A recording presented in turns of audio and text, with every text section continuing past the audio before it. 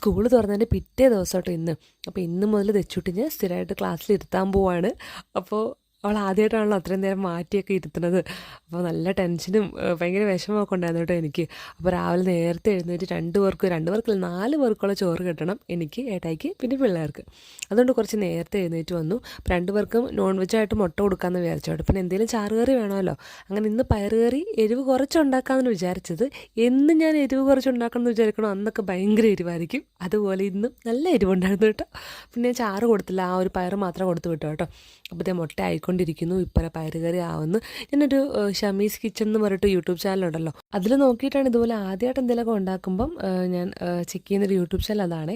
അങ്ങനെ അതിൽ പറഞ്ഞ പോലെ തന്നെ ഞാൻ നമ്മുടെ പയറുകറി ഉണ്ടാക്കുവാണ്. പക്ഷേ മുളക് പൊടി ഇട്ടപ്പോഴാണ് തോന്നുന്നു കുറച്ച് എരിവ് കൂടിയത്. പിന്നെ ഒരു പച്ചമുളക് ഇട്ടിട്ടുണ്ടായിരുന്നേ, അങ്ങനെ എരിവ് കൂടിപ്പോയി. അപ്പോൾ ഇത് പയർ നമ്മൾ ഓൾറെഡി കുക്കറിൽ വേവിച്ച് വെച്ചായിരുന്നു. വൻപയറാണ്, അത് നല്ല രീതിയിൽ തന്നെ വെന്തിട്ടുണ്ടായിരുന്നേ. അങ്ങനെ കുറച്ച് ചാറായിട്ട് ഉണ്ടാക്കിയത്. പക്ഷേ പിള്ളേർക്ക് ഞാൻ ചാറ് കൊടുത്തില്ല കേട്ടോ, കാരണം ചാറിനായിരുന്നു നല്ല എരിവ്. അപ്പം ആ ഒരു കഷ്ണം മാത്രമേ കൊടുത്തുള്ളൂ. ഇത് 2 പേരെ ലഞ്ച് ബോക്സ് ആട്ടോ, പുതിയതാണ്. മുന്നത്തെ വാങ്ങിച്ച അലുക്കുഞ്ഞ് കുറച്ച് വലുതാട്ടോ, അപ്പോൾ അത് ഭയങ്കര വെയിറ്റുമാണ്. പിന്നെ പ്ലാസ്റ്റിക്കും സ്റ്റീലും കൂടെ മിക്സ് ആയത്, അപ്പോൾ അത് വേണ്ടെന്ന് വിചാരിച്ചിട്ട് ഇത് കൂടെ തന്നെ വാങ്ങിച്ചു കേട്ടോ. ഇത് നമുക്ക് കഴുകാനും എളുപ്പമാണ്. അങ്ങനെ ഇത്തിരി ചോറും പയറും മുട്ടയായിട്ട് വെച്ച് കൊടുത്തു കേട്ടോ. പിന്നെ വാട്ടർ ബോട്ടിലും പുതിയതായിട്ട് വാങ്ങിച്ചത് 2 പേർക്കും.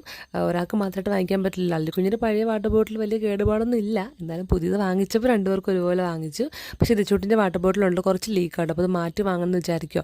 സ്നാക്സ് ആയിട്ട് കൊടുത്തത് നമ്മുടെ ഹൈഡ് ആൻഡ് സീ കട ബിസ്ക്കറ്റ് ഒരു 5 പീസ് വെച്ചിട്ട് കൊടുത്തു. 2 പേരുടെ വാട്ടർ ബോട്ടിലും ബാഗിലും സ്നാക്സ് ബോക്സിലൊക്കെ ഇതുപോലെ പേരെഴുതി വെച്ചിട്ടുണ്ട്. പേരെഴുതി വിടാൻ പറഞ്ഞു. അങ്ങനെയെല്ലാം അങ്ങനെ ഇതേ റെഡിയാക്കി ഇറങ്ങിയിട്ടുണ്ട്. ദിച്ചൂട്ടിക്ക് ഞാൻ 2 കൊമ്പിലായിട്ട് മുടി കിട്ടി കൊടുത്തേ.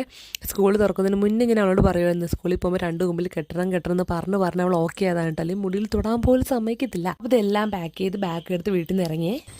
എന്നിട്ട് പോവാ? ഷൂളിൽ പോവാണോ? ആരുടെ കൂടെയാ പോണേ? ചേട്ടൻ തെച്ചിട്ട് ഷൂളിൽ പോയി ഇരിച്ചാൻ പോവാണോ? പാപ്പൻ തരുമ്പോൾ ടീച്ചർ തന്നെ തിന്നുവോ? ടീച്ചറോട് വഴക്കുണ്ടാക്കുവോ? വഴക്കുണ്ടാക്കുവോ? വഴക്കുണ്ടാക്കരുത്.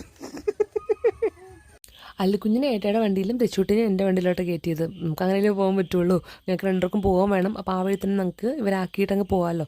അങ്ങനെ തെച്ചൂട്ടി ഞാൻ ഫ്രണ്ട് ഇരുത്തി, അല്ലുക്കുഞ്ഞിനെ ഏട്ടയും ഫ്രണ്ട് ഇരുത്തിയിട്ട് നമ്മൾ റേസ് വെക്കുന്ന പോലെ പറഞ്ഞിട്ടാണ് കൊണ്ടുവന്നത്.